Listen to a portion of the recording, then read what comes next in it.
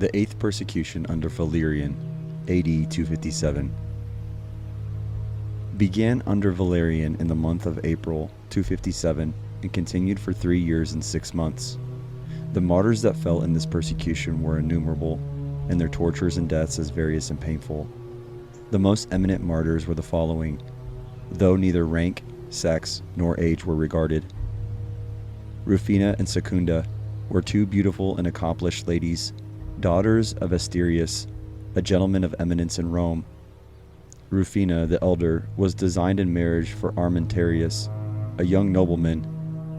Secunda, the younger, for Varinus, a person of rank and opulence. The suitors at the time of the persecution's commencing were both Christians, but when danger appeared to save their fortunes, they renounced their faith. They took great pains to persuade the ladies to do the same, but disappointed in their purpose, the lovers were base enough to inform against the ladies who, being apprehended as Christians, were brought before Junius Donatus, governor of Rome, where, AD 257, they sealed their martyrdom with their blood. Stephen, bishop of Rome, was beheaded in the same year, and about that time, Saturninus, a pious Orthodox bishop of Toulouse, refusing to sacrifice to idols, was treated with all the barbarous indignities imaginable and fastened by the feet to the tail of a bull. Upon a signal given, the enraged animal was driven down the steps of the temple, by which the worthy martyr's brains were dashed out. Sextus succeeded Stephen as Bishop of Rome. He is supposed to have been a Greek by birth or by extraction, and had for some time served in the capacity of a deacon under Stephen. His great fidelity, singular wisdom, and uncommon courage distinguish him upon many occasions, and the happy conclusion of a controversy with some heretics is generally ascribed to his piety and prudence.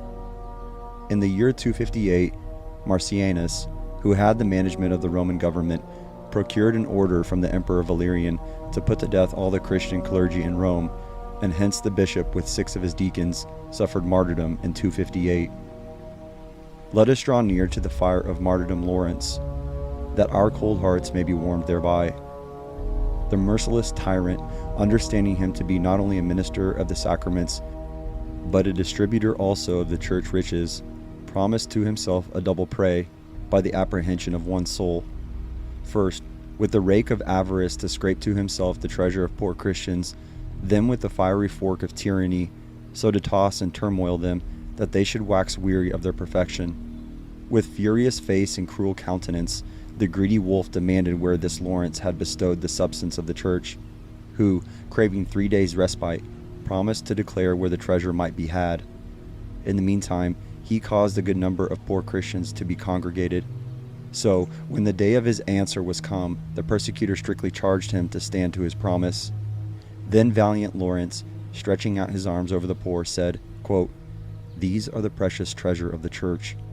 These are the treasure indeed, in whom the faith of Christ reigneth, in whom Jesus Christ hath his mansion place. What more precious jewels can Christ have than those in whom he hath promised to dwell? For so it is written, I was a-hungered, and you gave me meat. I was thirsty, and you gave me drink. I was a stranger, and you took me in. And again, inasmuch as you have done it unto one of the least of these my brethren, you have done it unto me. What greater riches can Christ our Master possess than the poor people in whom he loveth to be seen?" End quote. Oh, what tongue is able to express the fury and madness of the tyrant's heart? Now he stamped and he stared, he ramped, he fared as one out of his wits. His eyes like the fire glowed, his mouth like a boar foamed, his teeth like a hellhound grinned. Now, not a reasonable man, but a roaring lion, he might be called. Quote, "Kindle the fire," he cried out. "Of wood make no spare. Hath this villain deluded the emperor? Away with him, away with him! Whip him with scourges, jerk him with rods, buffet him with fists, brain him with clubs. Jesteth the traitor with the emperor? Pinch him with fiery tongs, gird him with burning plates. Bring out the strongest claims, the fire hooks in the grated bed of iron. On the fire with it bind the rebel hand and foot, and when the bed is fire hot, on with him. roast him, broil him, toss him, turn him. On the pain of our high displeasure, do every man of his office, O you tormentors. End quote. The word was no sooner spoken, but all was done. After many crueling handlings, this meek lamb was laid, I will not say on his fiery bed of iron, but on his soft bed of down. So mightily God wrought with his martyr Lawrence, so miraculously God tempered his element the fire, that it became not a bed of consuming pain, but a pallet of nourishing rest. In Africa, the persecution raged with peculiar violence. Many thousands received the crown of martyrdom, among whom the following were the most distinguished characters. Cyprian, Bishop of Carthage, an eminent prelate, and a pious ornament of the church. The brightness of his genius was tempered by the solidity of his judgment, and with all the accomplishments of the gentleman, he blended the virtues of a Christian. His doctrines were orthodox and pure, his language easy and elegant, and his manners graceful and winning.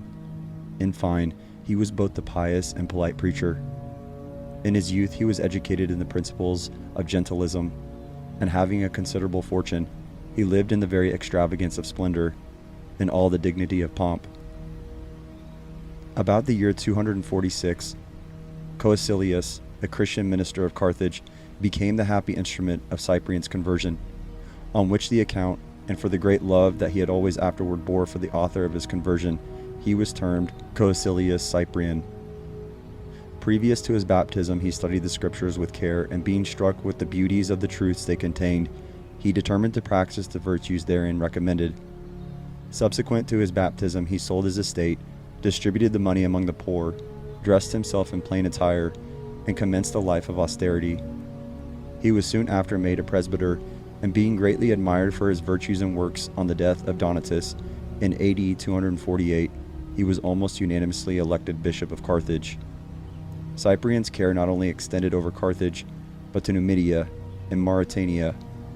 In all his transactions, he took great care to ask the advice of his clergy, knowing that unanimity alone could be of service to the church.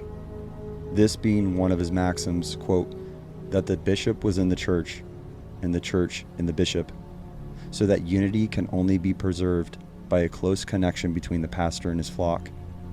End quote.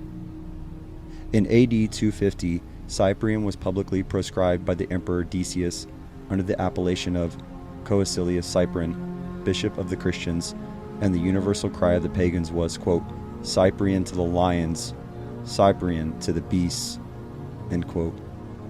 The bishop, however, withdrew from the rage of the populace, and his effects were immediately confiscated. During his retirement, he wrote 30 pious and elegant letters to his flock, but several schisms that then crept into the church gave him great uneasiness.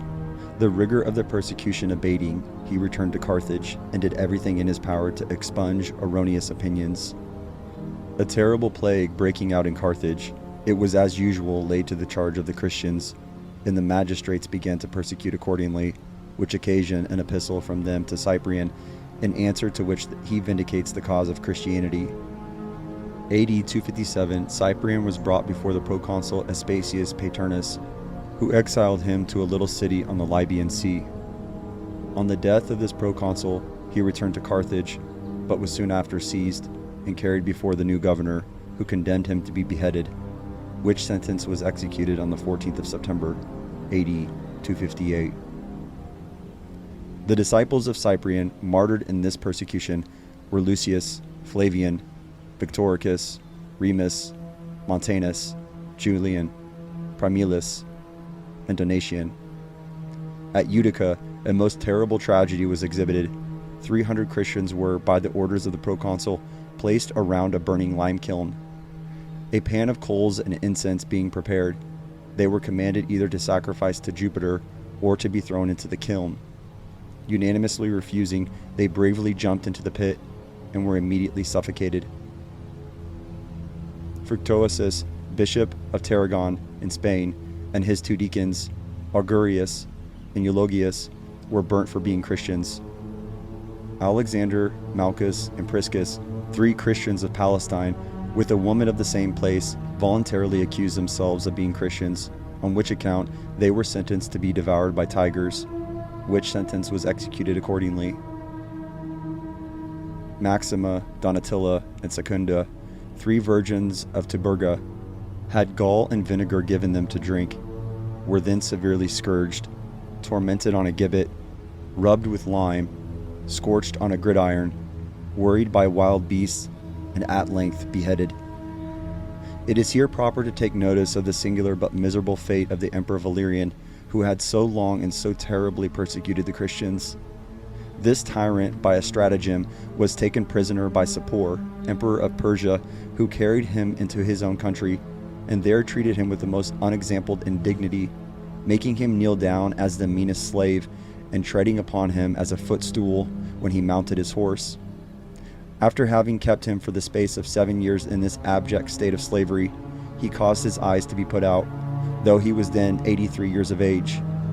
This not satiating his desire of revenge, he soon after ordered his body to be flayed alive and rubbed with salt, under which torments he expired, and thus fell one of the most tyrannical emperors of Rome and one of the greatest persecutors of the Christians. AD 260, Galenus, the son of Valerian, succeeded him, and during his reign, a few martyrs accepted, the church enjoyed peace for some years.